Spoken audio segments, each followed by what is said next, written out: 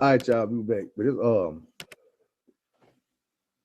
now it's kind of bittersweet for me because first of all, let me tell y'all, yesterday, man, these motherfuckers called the police on the nigga, put the folks on the nigga like they finna get my dog took. So I'm fucked up behind that. But I woke up and I seen, man, the way y'all watching my stories right now, y'all liking, man, motherfuckers is subscribing, man. And it feels good, man. So right now I'm just taking the good with the bad, man. Put some gas blunts in me, man. I'm gonna give y'all what y'all want. Cause I know it's a couple people that, like I was just telling them, y'all to watch all my videos. So who the hell would I be to not give you some more? I'm gonna tell you some the rest of this shit. Get it on out there. So when I left out, I was sitting in the back of that police car. And I was telling y'all, like, man, one of the things that fucked me up is as the police car was riding off, I got my head up against the glass and I'm looking down at the ground, and it's like in slow motion, like as the car take off, it's like the car not even moving. I'm watching the grass go by me. And I'm like, it look like the grass moving. I'm thinking this and it's funny to me, but I'm like, man, this my hood, bro. I don't know when I'm gonna see this hood again. I don't know when I'm gonna see this grass again, these streets, these sidewalks, you know what I'm saying? Out to jail I go. I was 18. Military, college, all that shit. All that shit I was telling y'all about last, that shit is over with now. So I'm sitting in jail and I'm like, fuck, they trying to interview a nigga, interrogate a motherfucker. I'm, man, I ain't got shit to say, bro. I told these folks everything except for let me get my lawyer. If any of y'all that ever find yourself in jail, the first thing you say to the police is, I need a lawyer. After that, don't say shit else. They ain't got the right to question you no more. They can't use nothing you saying after that, none of that against you if your lawyer ain't present. And when your lawyer get present, let your lawyer do the talking. That's why he the motherfucking lawyer. You shut the fuck up. Now, let's go.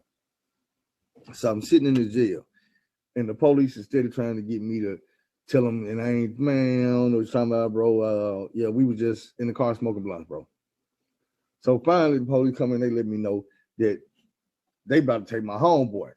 They're like, yeah, well, we gonna charge him with the robbery, and he gonna get charged with all this because he was in the driver's seat. Since you was on the passenger seat, we gonna give you a theft by receiving. So, you know what I'm saying? You can go and call your people and sign this paperwork, and we're going to give you theft by receiving. You can call your people come get you. And I'm like, what you mean you can call my people come get me? They were like, yeah, theft by receiving. You get OR on that. He got aggravated robbery. He ain't going nowhere. And I'm like, what you mean? So they breaking everything down, and they basically telling me that they finna get my homeboy the robbery charge. They're going to get me theft by receiving, but I can go. But I'm sitting here like, bro, and if y'all remember, I told y'all, DD and DB, which is, I'm gonna give y'all their names. DB is Derek Banks. DB and DD is Octavian Mallett. So they done told Octavian, they like, man, we gonna hit you with the robbery charge because you was in the driver's seat. Phil gonna get this motherfucking theft by receiving because we can't prove he did shit except for being in the car with the stolen shit. So I'm like, fuck. So as they telling me this, what's hitting me in my motherfucking chest is the fact that Octavian was not with me when I did this robbery. There was some people with me. He was not there. He was not even in Little Rock. He was in North Little Rock at the high school graduation. I told y'all that already. So what type of nigga would I be to sit up in this motherfucking jail and let this nigga go to prison for some shit I know I did? I told the police right there in jail, I said, say, bro, man, look, man, I did this shit, bro. And he's like, what you mean? What you mean? I said, man, dude didn't rob, he ain't robbed nobody, bro. I did the shit. And they were like, nigga, you mean tell us you gonna sit here and admit to this shit and let us send your homeboy home? I said, man, I can't let you send me home and send him to the junk.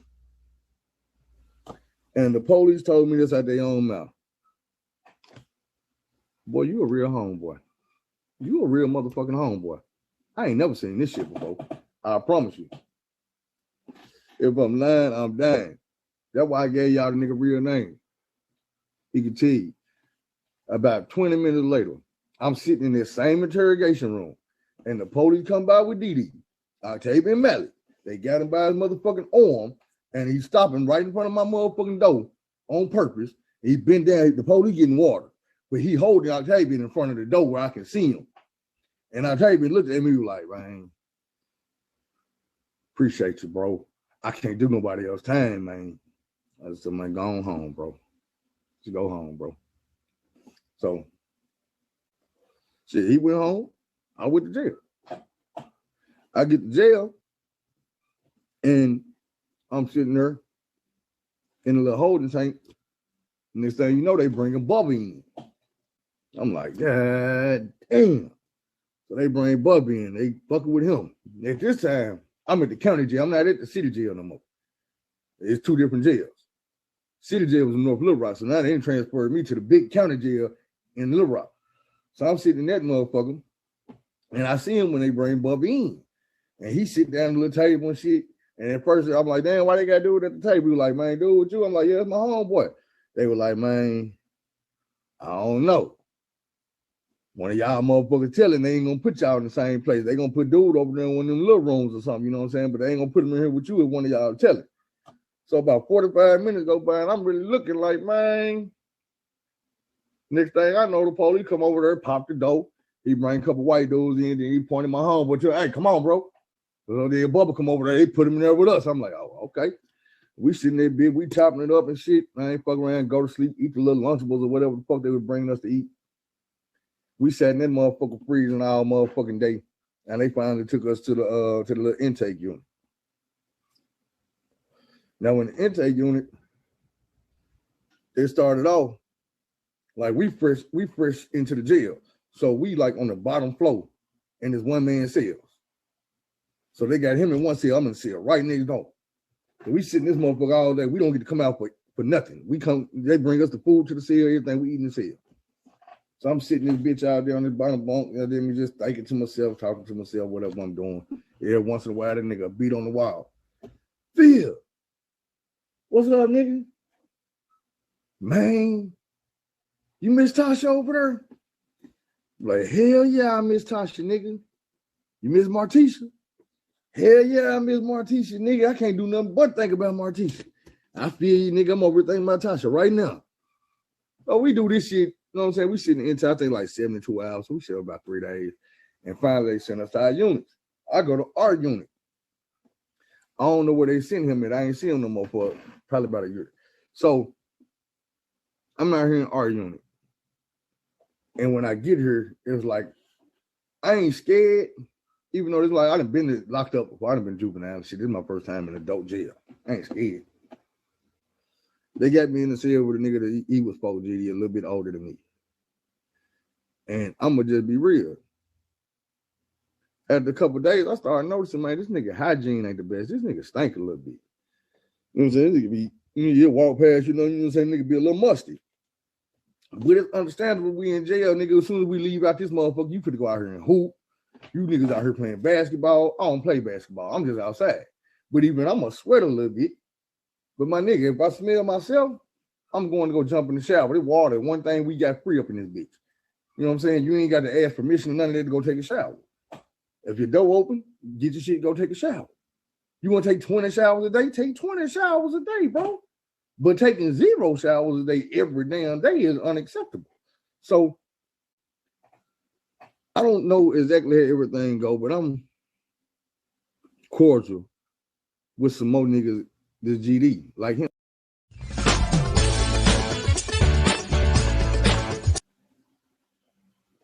Yeah, so I was cordial with a couple of people that dudes in a group with GDs.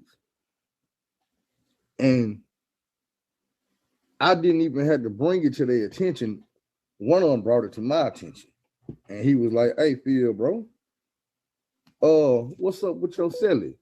I'm like, what you mean? And they was like, bro, man, I'm gonna tell you nothing, but we're gonna get to that. He was like, bro,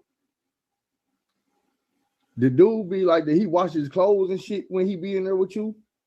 I'm like, shit, not in the cell. He don't be watching him in the cell. They were like, oh, he don't. I'm like, nah, I ain't never seen him watch him in the cell. I said, he might watch him in the shower. Like, shit, now that was the next question, bro. Like, did that nigga take showers, bro? I'm like, man, I'm just gonna be real with you, bro. I ain't seen the nigga go to the shower yet. Now, I don't just be watching the man like that, but the dude got a little older about himself, man. And they were like, bro, that's why we come to talk to you, bro, because a couple of bros have been like, the nigga be stinking, bro, and they want to check him on his hygiene, and we just need to get with you and find out, you know what I'm saying, how he living up in here. And I'm like, well, bro, you know what I'm saying, what I just told you, that's all I know, bro. I ain't never seen a nigga head to the shower. I ain't never seen him in here washing his drawers, t-shirts, and none of that shit in the sink. So they like, all right. So later on, they I guess they have a little meeting with dude. You know what I'm saying? A little powwow outside. They surround dude and they talk to him. They ain't jump on him or no shit. But they violated him. And I respected the way they violated it because they did not jump on that boy. They did not do all that shit. But what they did was they put his ass on a workout regimen. They had the nigga running laps. Stop, nigga. Give a goddamn something to push up. When he push ups, all right, nigga, get up and go get the busting them laps. He get a busting them laps. Yeah, he tired and shit. But this is punishment. You know what I'm saying? You supposed to get tired. You supposed to be hurt. But these is also your brothers, niggas that love you. So they ain't supposed to be in here beating on you, whooping on you, trying to hurt you like that. You know what I'm saying? They supposed to be disciplining you out of love. So I respected how they handled that. It was also my first time seeing motherfuckers discipline a violator nigga like in that form of fashion. I was thinking like, damn, nigga, we got it wrong. Like, I know, nigga, we done violated some niggas and put the hurt on. But where I was going with that? Yeah, so they violated dude, had dude doing that. And it wasn't no hard feeling between me and him. Like, he came back in, he was like, man, I understand, but what I was gonna tell you was his hair. He got another violation because the nigga had a fro. And when he started getting himself together and taking showers and shit, they decided that they was gonna get the motherfucker to do his hair. So they're like, man, you looking all your hair, your fro all fucked up. Man, when this motherfucker was picking dude fro out, man, I tell you, this nigga fro about this damn long. But it was matted to his head. And he got a violation for that. They were like, no, sir, bro, you living foul up in this bitch, bro. You can't be living like this. You represent something, bro. Ooh, y'all almost see me burn my lip. Anyway, so that was one thing about the county jail. Now, I'm going to give y'all, this ain't a real fight. I guess you could say it was a fight. I'm going to give y'all this story. It was an OG blood nigga named Wink. OG blood nigga named Wink. And this back in like 2000. Now, I don't know what Wink had going on. I didn't know back then. I did not care. I wasn't involved. And the shit wasn't making me no money. It wasn't making me live no more comfortable. So I didn't really give a fuck. But this is what it was. A nigga, another blood nigga named Keedron. Now, let me say this story. I'm going to say this story because I just thought about who was with me. So I got to go through some more shit. I'm going to tell y'all this. We might get back to it now. If not, we'll definitely get to it next story. Our unit. I'm in here and I'm housed with one of the big homies. I was telling y'all about that, but I'm housed with one of the big homies from East Coast. And everything was everything. You know, the nigga was cool. I ain't see the nigga do no bitch ass shit. You know what I'm saying? I ain't see that. But I'm going to tell you what struck me as odd, and I found out later on. Not too long before this, the big homie, Donovan Thomas, had died. He passed away. Where he was killed. I think he was shot. I know he was ran over. I know he ran over, but I think they shot him first. I can't remember, it was a long time ago, and I really try not to think about it. But the dude who did it is in this unit. I don't know it. I don't know this. He is a GD, and we interact with this dude, me and the other big homie. But I don't know this is the guy. Now, I'm not sure if he knew it or not, but I think he did. Dude had some other homies around. I told you I was cordial. These are the folks I'm telling you I was cordial with. I didn't know this nigga had killed my big homie. This is what he in prison for right now today. And even that story get even more twisted because his big brother became my big brother when I came home from prison. Like a nigga, I love this nigga more than anything. But we're going to get to that. So at this moment, I'm in here with the big homie. It's like, this is Jailhouse. So we out here, we in the concrete yard, but it's all concrete, is cinder blocked up with the cage on top. We out here playing football with a basketball. But this Jailhouse, so you know we out here rough. We tackling motherfuckers on the concrete wall and shit. So these niggas, I'm already small, but these niggas are tackling me hard as hell. Boom. I'm hitting these niggas hard. Boom. But I'm bouncing out. These niggas kind of big. And the homie is telling me, like, man, don't fuck with them niggas, man. Don't be kicking with them niggas. I'm like, shit, why not? I ain't scared of these niggas, bro. He's like, man, them niggas, bro.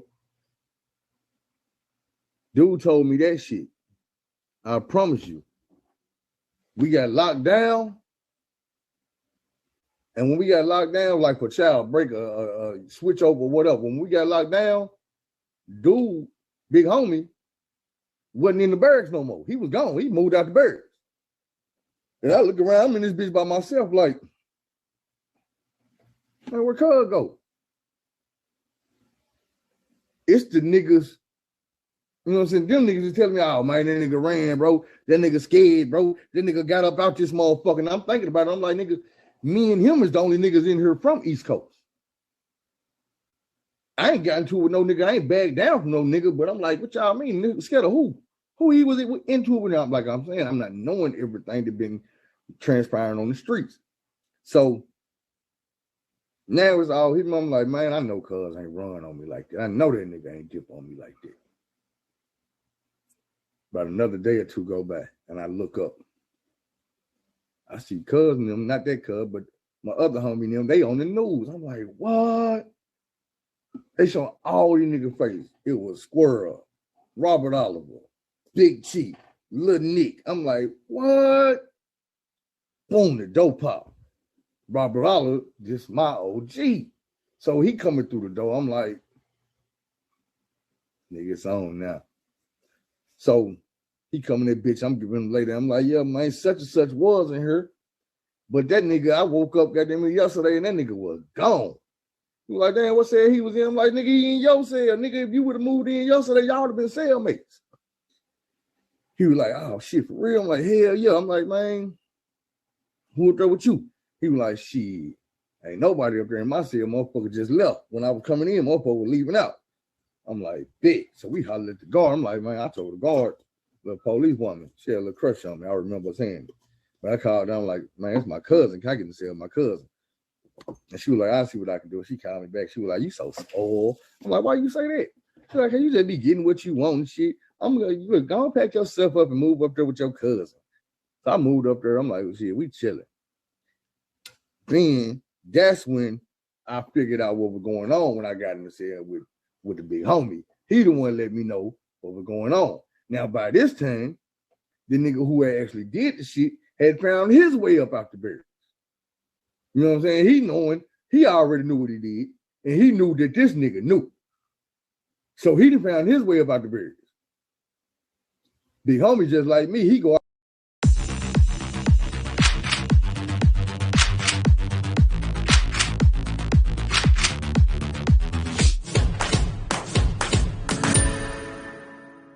Got them in front tooth, half of it gone. They done chipped this motherfucker tooth, ran that nigga to the brick wall. So that's why I had to tell the story of that, because in the story of Wink, the big homie was in there. And there was some more niggas, and I'm gonna give you these niggas' names, and I'm telling you I'm gonna give you their names because these niggas is real niggas. At this time, it was a big swole blood nigga to be rapping in the Birds from I think he's from Higgins, Arkansas. But the nigga named Jasper Vick. So I don't forget these names. These were real niggas. I do not forget these niggas' names. Now it is a nigga name that was there with us that I'm not sure if I got his name right. But I think his last name was Porter. I think it might be Andre from North Little Rock. The nigga with light skin, had a big ass pink bottom lip, had a little gray hair. When the nigga came to jail, he got attacked by the police dog, so he was ate all up. He had his arm in a cast and shit. That nigga from the north side. So in the story that I'm going to tell y'all in this next episode, it's coming right after this. I'm recording right after this. It's gonna be me, Jasper Vick, Robert Oliver, Antoine Porter from North Little Rock.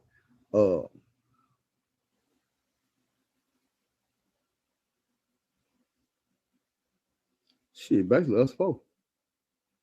Two Crips of blood and a folk had banded together. But we're gonna stop this, man, and y'all just let me go and thank y'all, man, for the support. Especially today, man, I needed that shit. Cause I woke up feeling so bad about the shit that's going on with my dog, man. Like, I ain't gonna lie, man. Grown ass man, I've been crying about that shit off and on. But we're gonna keep it moving, man. Shit right there.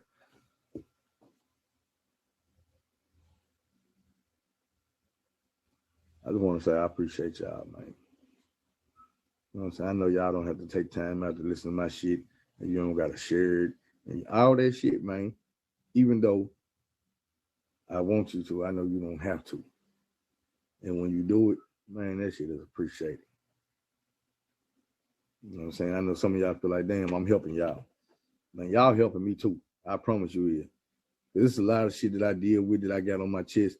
And even if I ain't got to them stories yet, I understand that I'm building up to it and I'm going to get to release a lot of this shit. Man, it's some shit. Like when I told y'all the story of my 21st birthday, man, do you know that like that is some shit that's the hardest thing in the world for me to sit back and tell somebody. Because it make me feel vulnerable. No matter what happened or didn't happen, it's hard to talk about. So we're going to end this video, man. Y'all like, comment, and subscribe. And goddamn, catch me on the next one. I'm going to start it up right now, so I ain't going to keep you waiting too long.